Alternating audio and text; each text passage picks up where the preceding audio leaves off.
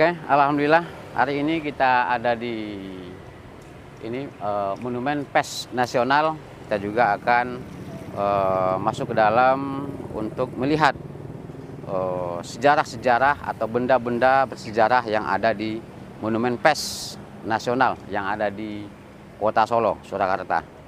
Mungkin itu sementara. Mari kita semua kawan-kawan, kita masuk semua. Ini luar biasa ini, PW Surakarta ini. Diambil, itu apa itu? Itu apa itu? Kasih ke sini. Ini nggak mau, udah nggak mau, kita mau pulang. Kembali. Mereka ke RRI. Gitu. Operatornya dari 12 orang itu ya Mbak ya? Iya, nah selama di Desa Balong juga, ketika disembunyikan, radio ini akan tetap bersiaran karena kalau kita nggak siaran, rakyat mencari. Ini mana radionya, kok nggak ada berita, kok nggak ada siarannya.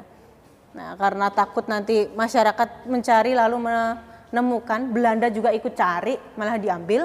Akhirnya udah, dengan kondisi amatir, kita tetap siaran saja. Saat agresi militer Belanda kedua, kan Belanda berusaha menjajah lagi ya Pak ya, berusaha ambil alih lagi Indonesia.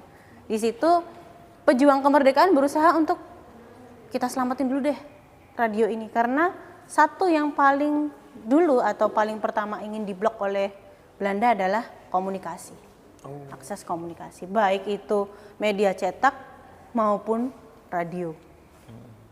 Kenapa radio harus dihilangkan nomor satu? Karena kan radio ketika kita siaran, kita ngomong langsung terdengar kan, langsung bisa. Alat komunikasi. Iya.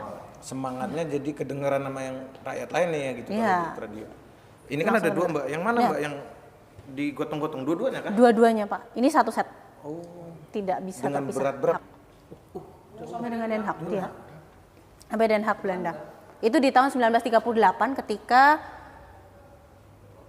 dari Mangkunegaran itu mengiringi Gusti Nurul, putrinya Mangkunegara ke-7 yang menari di sana. Masih kami bangsa Indonesia dengan cara saksama dan dalam tempo yang sesingkat-singkatnya.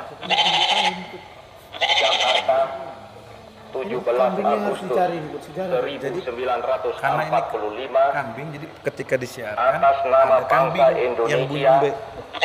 Soekarno, Hatta. Sampai dengan sekian. 50-an. Ya. Mesin Sintik. Pelaku pers ya. Iya, Nah, itu organisasi pers itu organisasi Yang ada di pers itu Indonesia. yang ada di Indonesia. saat itu.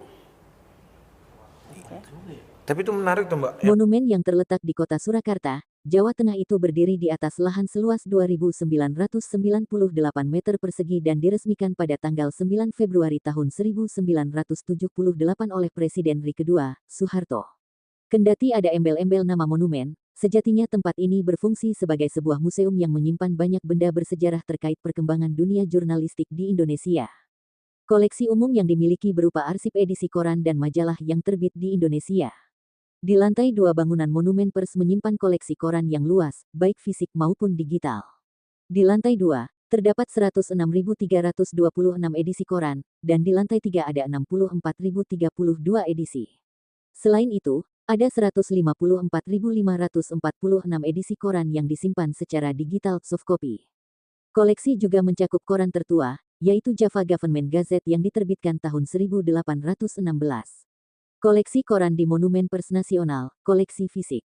Lantai 2, 106.326 edisi koran. Lantai 3, 64.032 edisi koran. Koleksi digital, 154.546 edisi koran. Koran tertua, Java Government Gazette 1816 kata dia.